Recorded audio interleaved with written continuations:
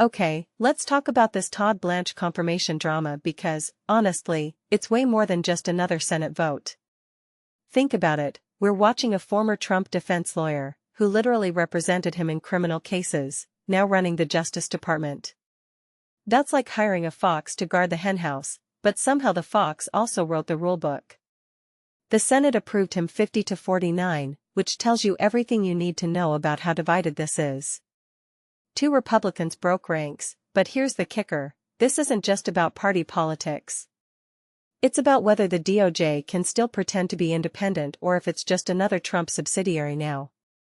Personally, I think the bigger story here is how normalizing this feels. Remember when AGs were supposed to be above partisan nonsense? Yeah, that ship sailed the second Trump decided to weaponize every institution he touches. Now, let's unpack Blanche's controversial settlement angle. That $1.8 billion fund for Trump allies? Including January 6th rioters? At first glance, that sounds like the DOJ writing a blank check to insurrectionists. But here's what fascinates me, Blanche had to kill that fund to get confirmed. So he publicly reversed himself, right? But does that mean he actually changed his stance, or just that he's good at political gymnastics? My take? It's the latter. This guy's a prosecutor turned Trump attack dog, and his flip-flop feels less like a moral awakening and more like a survival tactic. What this signals to me is that even Republicans have limits, but only when the optics are bad enough to risk their own careers.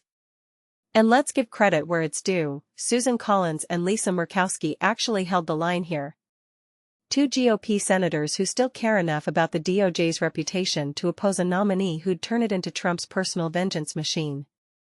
But wait, does their opposition actually matter? Blanche is in, so their brave votes are symbolic at best. This raises a deeper question, if the Justice Department's independence is now a partisan debate, what does that mean for the rule of law? Because here's the thing, when the AG is seen as Trump's puppet, every prosecution they launch looks like political retaliation. Even if it's legitimate, the credibility is toast. That's the real damage here, not just the immediate policy shifts. What many people don't realize is how much Blanche's legal philosophy clashes with the DOJ's traditional role. He's not just pro-Trump, he's built his whole career on the idea that the justice system is weaponized against conservatives. So now he's in charge of the very agency he claims is biased? The irony is almost Shakespearean. But from my perspective, this isn't irony, it's a self-fulfilling prophecy. If you believe the DOJ is weaponized, then of course you'll use it as a weapon when you're in charge. That's not leadership, it's a vendetta. And let's not forget his move to indict James Comey over a seashell photo. That's not just petty, it's a distraction from actual justice. When your top priority is settling scores, you're not protecting the public, you're protecting a cult of personality. So where does this leave us? The Justice Department's reputation is now collateral damage in Trump's war on institutions.